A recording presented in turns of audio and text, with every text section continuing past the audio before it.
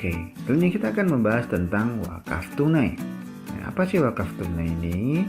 Ya, jadi wakaf tunai ini adalah wakaf uang di mana wakif dapat mewakafkan benda bergerak berupa uang melalui lembaga keuangan syariah yang ditunjuk oleh menteri.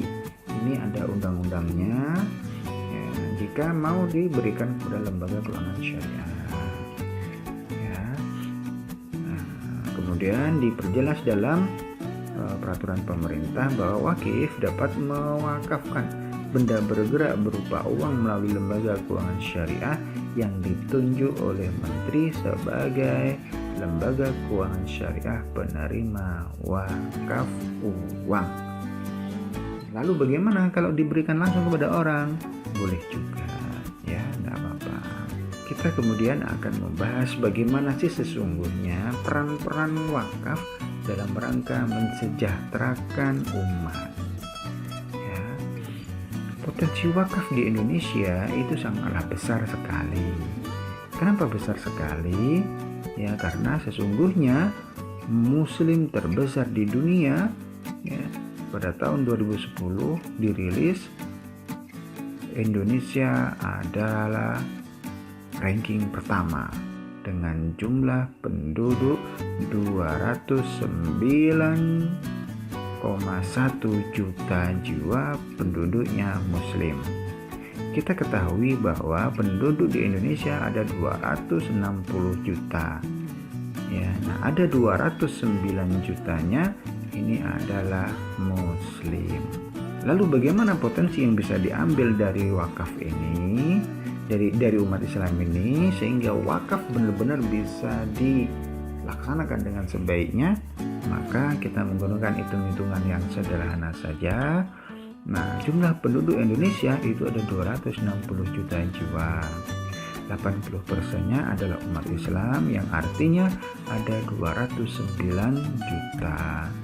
Nah, jika 1% dari 209 juta jiwa ini adalah 2 juta, kemudian setiap orang dari 2 juta ini mau mengeluarkan wakaf tunainya sebesar 1 juta saja dalam setahun, maka kita bisa mendapatkan jumlah 2 juta orang dikali 1 juta, maka hasilnya adalah 2 triliun rupiah.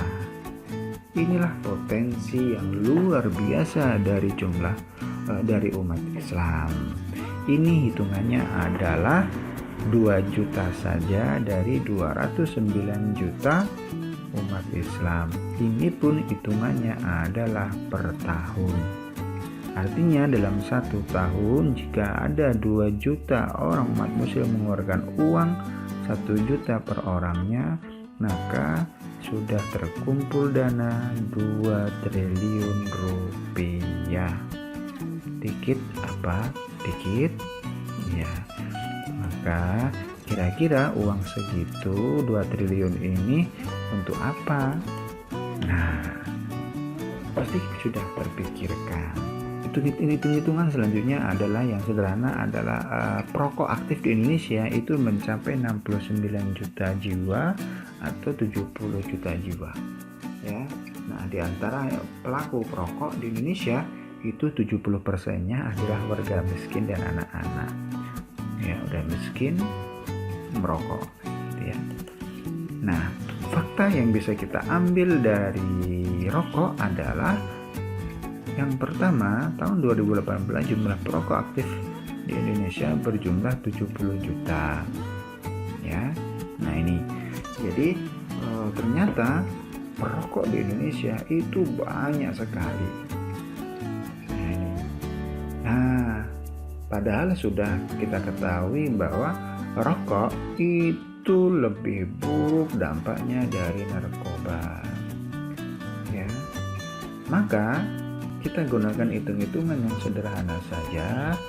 Jika rokok aktif di Indonesia itu ada 70 juta jiwa, kemudian setiap orangnya ya menghabiskan satu bungkus rokok dengan harga 20.000, maka dalam satu hari uang yang dibakar sebesar 70 juta dikali 20.000, yaitu sama dengan 140 miliar.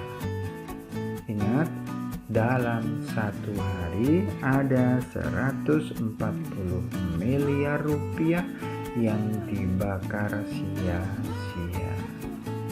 Nah ini ya, ternyata ya, potensi dari para perokok ini pun besar sekali.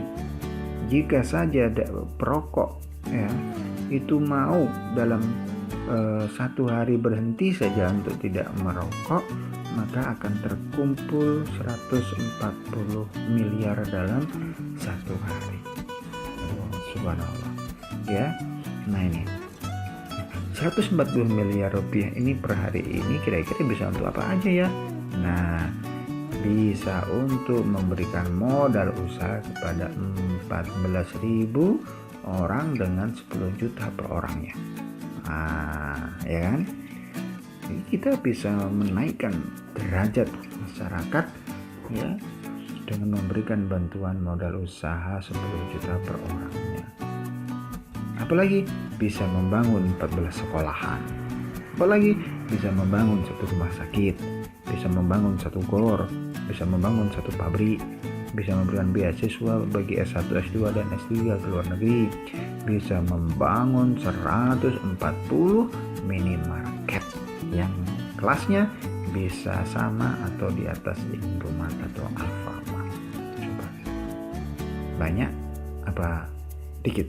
Nah itu dia ya, luar biasa.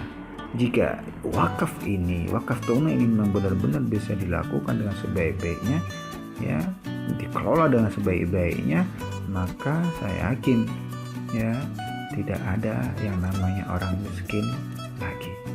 Jadi kita perangi kemiskinan itu dengan wakaf tunai